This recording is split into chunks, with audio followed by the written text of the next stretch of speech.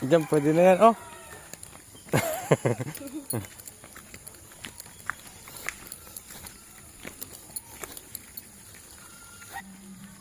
Taba ng kabayo, oh. Horsey. Red horse. So ayun mga kalakbay, maaga naman kaming gumising ngayon dahil mahiligo kami sa burabod na tinatawag nila dito.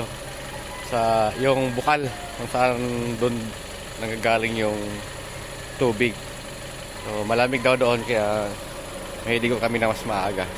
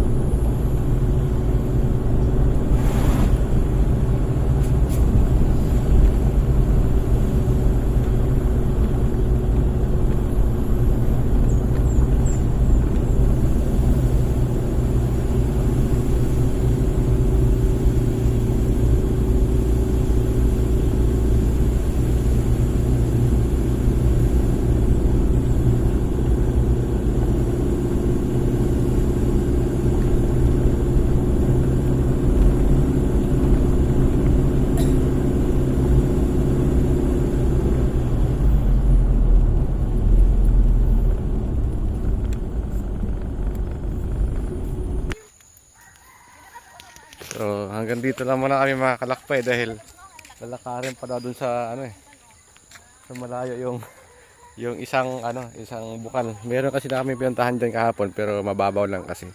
Kaya sasadyain namin puntahan doon. Lalakad pa kami ng ilang meters pa. Diyan pwede na yan, oh.